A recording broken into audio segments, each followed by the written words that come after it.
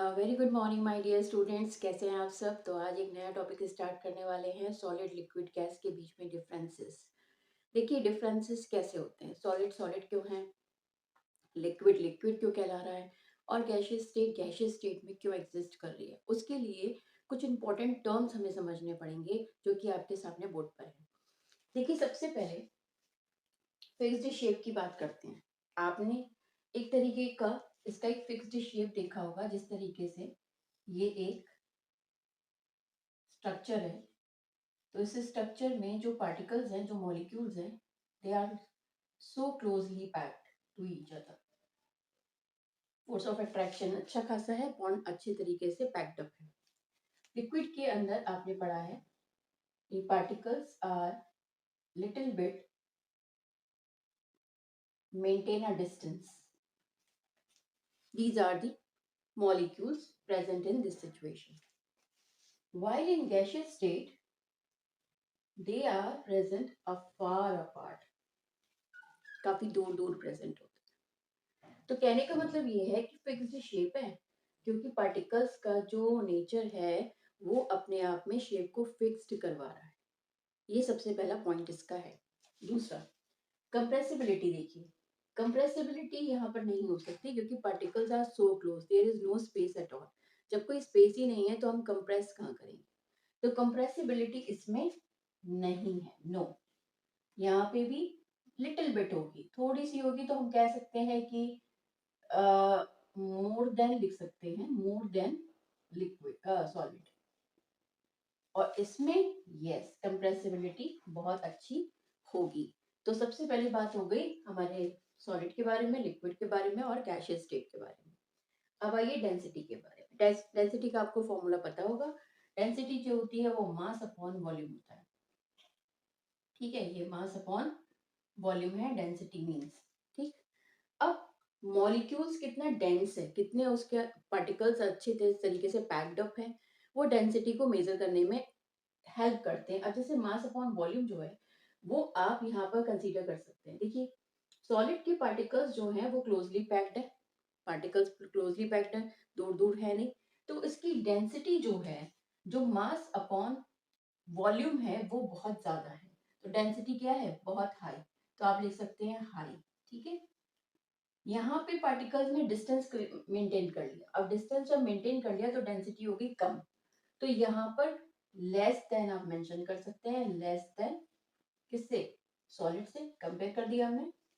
और अगर हम गैसियस स्टेट में बात करें तो डेंसिटी वेरी लो, तो आप लिख सकते हैं वेरी लो। डेंसिटी है ही नहीं, पार्टिकल्स इतनी दूर दूर है कि मास अपॉन वॉल्यूम तो उसमें देखा जाएगा तो बहुत ही कम निकल के आएगा। तो कहने का मतलब ये है कि यहाँ पर हमने सॉलिड लिक्विड गैसेस में डेंसिटी के बारे में स्टडी कर लिया। अब दूसरी बात आती है फ्लूइडिटी की। सॉलिड फ्लूइड नहीं करता भाई, ये तो रिजिड होता है, इसमें रिजिडिटी होती है। तो फ्लूइडिटी नहीं है। लिक्विड में यस है, और गैसेस में तो बहुत ही अच्छी खासी है, वो तो अपने आप ही कहीं पे भी फ्लो कर जाएगी, कोई प्रॉब्लम ही नहीं होगी। अब इंटरमोलिकुलर स्पेस की बात करते हैं। देखिए इंटरमोलिकुलर स्पेस इसमें है क्या, नहीं है। क्यों नहीं, क्योंकि पार्टिकल्स बहुत ही क्लोजली पैक्ड हो गए बच्चों। जब पार्टिकल्स इतने क्लोजली पैक्ड हो गए तो स्पेस कहाँ से आएगा। तो यहाँ पर इंटरमोलिकुलर स्पेस नहीं है।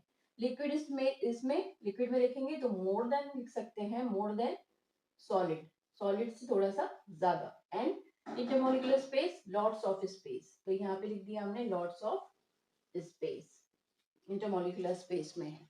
यस है इसके अंदर। अब इंटरमोलिकुलर फोर्स ऑफ अट्रैक्शन के बारे में जरा ध्यान दीजिए। इंटरमोलिकुलर फोर्स ऑफ अट्रैक्शन में पार्टिकल्स के अंदर कितना बॉन्ड अच्छा है, टाइट है। अगर बॉन्ड अच्छा है, टाइट है, तो फोर्स ऑफ अट्रैक्शन ऑब्वियस सी बात है स्ट्रॉन्ग होगा। अगर फोर्स ऑफ अट्रैक्शन वीक हो गया तो वो लिक्विड में चला जाएगा, और ज्यादा फोर्स ऑफ अट्रैक्शन वीक हो गया तो वो गैसियस स्टेट में चला जाएगा। इसका मतलब ये है कि पार्टिकल्स आपस में क्लोजली पैक्ड नहीं है। जब ऐसी सिचुएशन आ जाती है तो हमें बहुत इजीली हो जाता है फाइंड आउट करना कि वहां पर कौन सॉलिड स्टेट में है, कौन लिक्विड स्टेट में है और कौन गैसियस स्टेट में है। ठीक है। तो intermolecular force of attraction is very very strong in case of solid. फिर लेस देन मैंने मेंशन कर दिया, मैं कंपेयर करके चल रही हूँ। लेस देन किससे, सॉलिड से। And very low, force of attraction है ही नहीं। तो ऑब्वियस सी बात है, अगर देखिए यहाँ पे एक चीज और आ जाती है कि अगर फोर्स ऑफ अट्रैक्शन नहीं है तो यहाँ पर काइनेटिक एनर्जी ज्यादा होगी। अब यहाँ पे मैंने काइनेटिक एनर्जी को मेंटेन कर लिया। ये आ गई काइनेटिक थ्योरी ऑफ मैटर के केस की बात, जहां पर हम intermolecular space, intermolecular force of attraction और काइनेटिक एनर्जी को कंसीडर करते हुए चलते हैं। तो अब आप ये समझ लीजिए कि जो काइनेटिक एनर्जी है वो सबसे ज्यादा किस में होगी भाई, गैसियस स्टेट में होगी। क्यों? क्योंकि वहां पर फोर्स ऑफ अट्रैक्शन तो है ही नहीं। जब फोर्स ऑफ अट्रैक्शन नहीं है तो molecules are free to move anywhere and that is the reason they have the highest kinetic energy. अब इस केस के अंदर देख लीजिए लिक्विड के अंदर, तो लिक्विड के अंदर उससे कम होगी, कंपेयर कर लिया गैसेस के लिए। और सॉलिड में तो काइनेटिक एनर्जी होती ही नहीं है, ये हम बात कर चुके हैं। There is another type of energy and this is known as the vibrational energy. जब वाइब्रेट करेंगे पार्टिकल्स अपनी स्टेट पे रह के, तो वो माइग्रेट नहीं कर पाएंगे, they can not move from one position to another position. अब माइग्रेट नहीं कर पाएंगे तो उसका मतलब ये है कि वो वाइब्रेट करेंगे और वाइब्रेशनल मोशन वहां पर आ जाएगा, डेट मीन्स वाइब्रेशनल एनर्जी वहां पे प्रेजेंट हो जाएगी।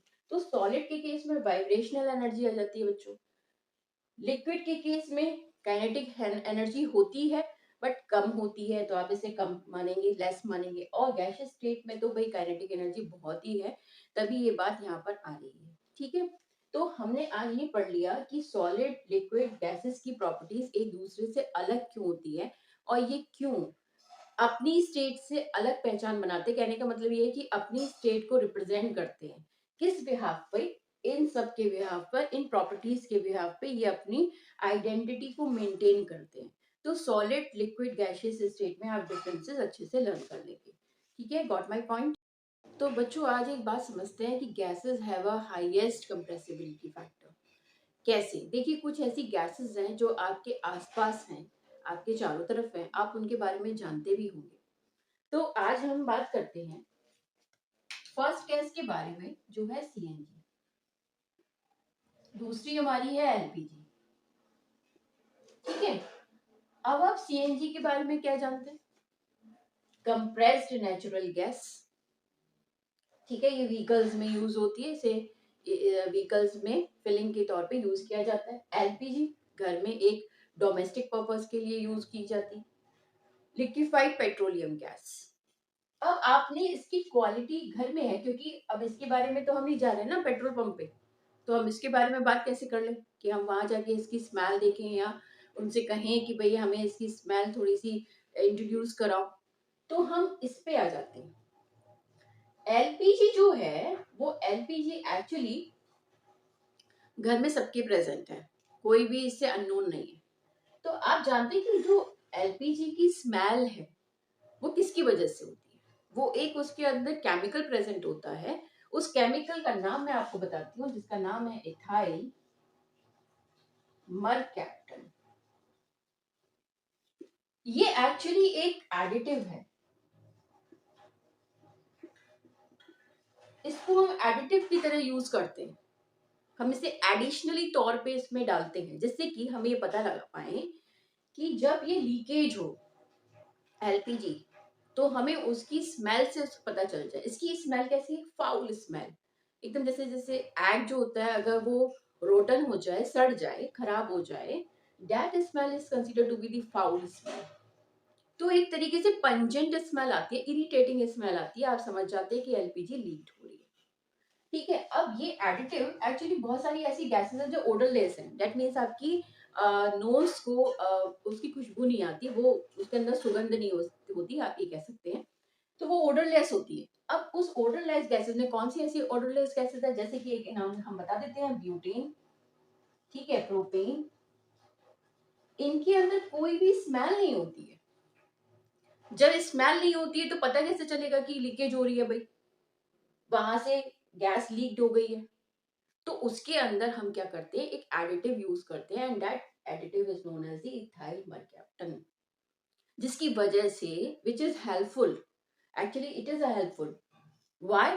कि व्हेन यू फाइंड आउट कि is there any leakage in our kitchen, कुछ हो रहा है क्या, वहां पे कुछ लीकेज हो रही है, तो we can easily find out कि वहां पर हो रहा है किचन में लीकेज की नहीं, वो हमारा हेल्प ये करता है।